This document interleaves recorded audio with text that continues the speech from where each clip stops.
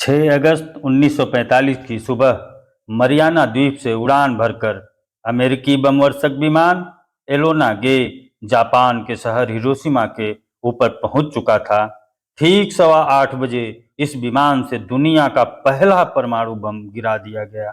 एक बड़ा आग का गोला उठा और आसपास का तापमान 3000 से 4000 डिग्री सेल्सियस पहुंच गया। विस्फोट से इतनी तेज हवा चली कि 10 सेकेंड में ये ब्लास्ट पूरे हिरोशिमा में फैल गया। 70,000 लोग चंद मिनटों में मारे गए। इसमें से कई लोग तो जहां थे वहीं भाप बन गए। हिरोशिमा पर बम गिराए जाने की खबर मिलते ही ओपेनहाइमर के चेहरे पर खुशी के भाव दिखाई दिए। उस समय वह कमरे में अपनी पत्नी के साथ बैठे थे। हालांकि अगले ही महीने जब उनकी मुलाकात अमेरिकी राष्ट्रपति हैरी यस ट्रूमैन से हुई तो उन्होंने कहा कि मेरे हाथ खून से रंगे हुए हैं। 1904 में जूलियट रॉबर्ट ओपेनहाइमर का जन्म अमेरिका के न्यूयॉर्क शहर में हुआ था। उनके यहूदी पिता कपड़ों का बिजनेस करते थे। महज 9 साल की उम्र से वह अलग अलग भाषाओं के साहित्य पढ़ने लगे।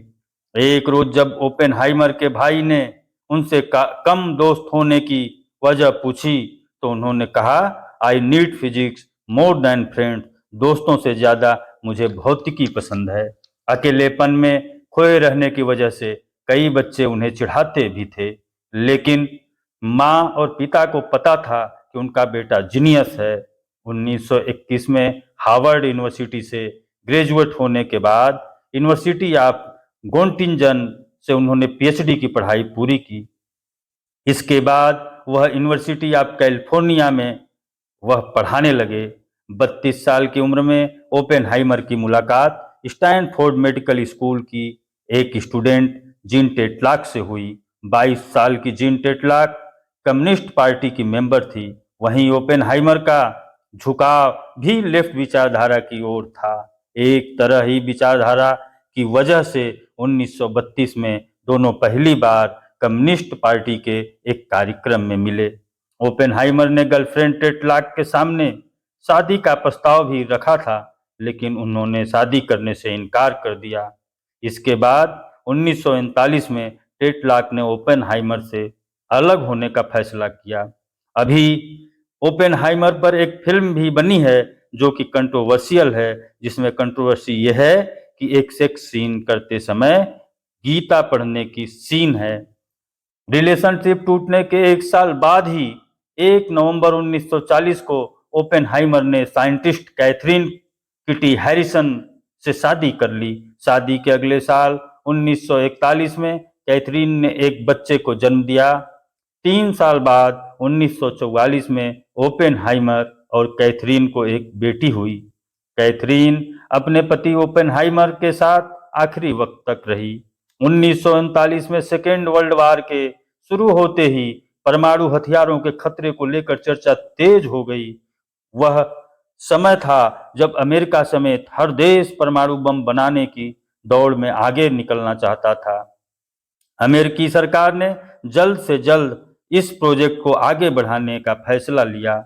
इस प्रोजेक्ट को शुरू करने के लिए मैनहट्टन जिले को चुना गया। इसी वजह से इस पूरे प्लान का नाम मैनहट्टन प्रोजेक्ट रखा गया।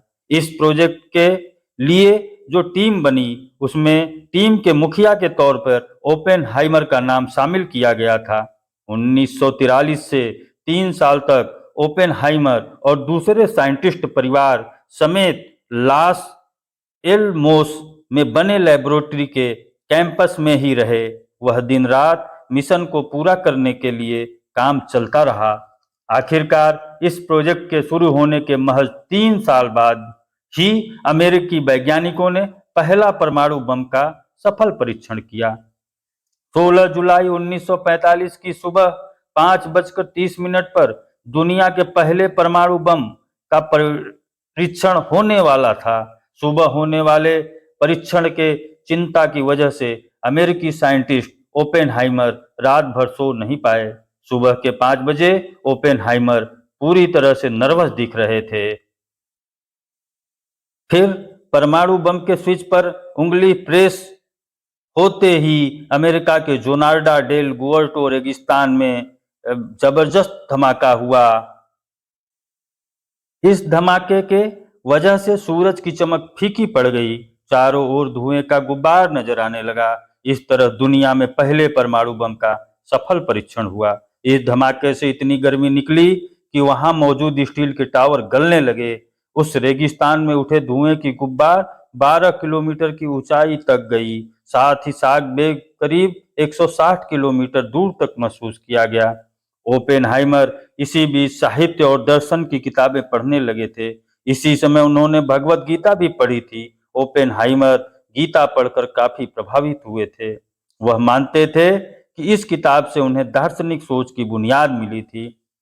उन्होंने एक बार कहा था कि परमाणु बम बनाते समय नतीजों को सोचकर डर जाते थे, तो उनकी उलझन गीता से कम हो जाती थी। गीता में लिखी इस बात ने उन्हें काफी प्रोत्साहित किया कि कर्म किए जाओ, फल की चिंता मत करो। ओपेनहाइमर का मानना था कि साहित्य और दर्शन के बिना सब कुछ अधूरा है। इसी वजह से चीफ साइंटिस्ट होने के कारण अपनी टीम में सिर्फ वैज्ञानिकों को ही नहीं, बल्कि साहित्यकार, पेंटर, दार्शनिक को भी हायर किया था। ओपेनहाइमर लगातार अमेरिकी सरकार के काम का पुरजोर विरोध करते रहे। इसके बाद ओपेनहाइमर को सरकार के खिलाफ जाने की सजा मिली।